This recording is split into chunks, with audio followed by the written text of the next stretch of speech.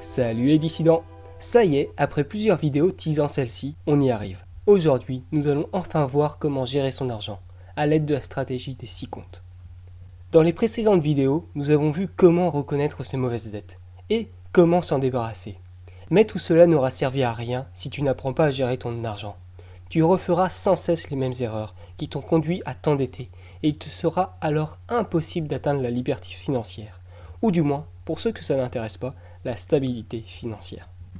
C'est pour cela que T. Harv Eker, auteur du livre Secrets of the Millionaire Mind, nous enseigne dans son livre une stratégie qui nous permet de gérer notre argent, afin d'investir, de vivre confortablement, de profiter de la vie, ainsi que d'offrir aux autres, tout ça en même temps. Rentrons à présent dans les détails de la méthode. Tu l'auras compris, cette stratégie va te demander d'avoir 6 comptes bancaires.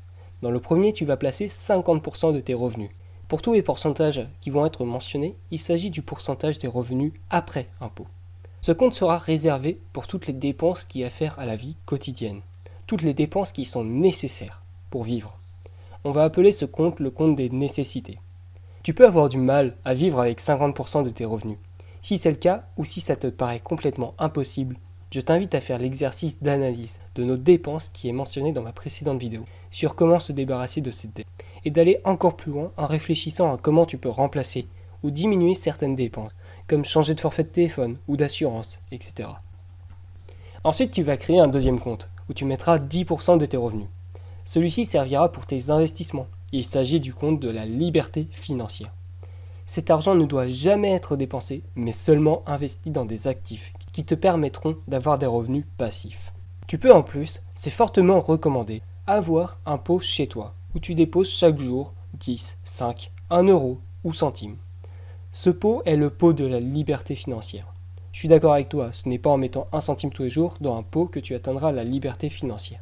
Mais l'objectif de ce pot n'est pas là. Son objectif est de créer une attention quotidienne à la liberté financière et à ton évolution vers celle-ci. Car là où l'attention va, les résultats vont. Maintenant, tu vas créer un troisième compte, où tu mettras encore 10% de tes revenus. Ce compte sera le compte Fun. Celui-ci est particulier, car tu vas devoir dépenser tous les mois l'argent que tu auras déposé. Pourquoi ? Tout simplement pour profiter de la vie, pour avoir des résultats, et te sentir riche en te payant par exemple à la fin du mois un super resto, ou bien un massage. De cette façon, tu vas apprendre à profiter, et tu ne te décourageras pas. Le quatrième compte que tu vas devoir créer est le compte de l'éducation. Place-y 10% de tes revenus et utilise-le afin de te former en achetant des livres, des formations, etc. Se former est l'une des choses les plus importantes de la vie. Cela te permettra de continuellement évoluer et de t'améliorer. Le cinquième compte est le compte long terme. Tu y placeras également 10% de tes revenus. Et c'est tout. Tu ne dois pas toucher à ce compte. Il sera une sortie de secours en cas de problème et un effet de levier pour investir. Finalement, le dernier compte, où tu placeras encore une fois 10%, est le compte des donations. C'est bien de gagner de l'argent, mais ne penser qu'à cela, c'est oublier notre nature. Nous sommes des êtres sociaux, et aider les autres est dans notre nature, et nous procure du plaisir. C'est pour cela qu'il faut, pour avoir une vie épanouie, que tu réserves une partie de ton argent à faire des donations pour des choses qui te tiennent à cœur. Peut-être trouveras-tu cette stratégie compliquée, ou peut-être te dis-tu, mais je n'ai pas assez d'argent pour faire tout ça. Je ne vais pas faire de donations alors que j'ai du mal à vivre. Mais sachez une chose, c'est que cette stratégie demande plus de discipline que d'argent. Avec de la discipline, on peut y arriver et améliorer par la suite son état financier, jusqu'à atteindre la liberté financière. Pour exemple, dans le livre de T. Harv Eker, celui-ci donne l'exemple d'un adolescent qui a mis en pratique cette stratégie alors qu'il ne gagnait pas d'argent. Après un certain temps, il a pu se payer un voyage en Espagne alors qu'il pensait cela impossible avant. Voilà, c'est la fin de cette vidéo et de cette stratégie.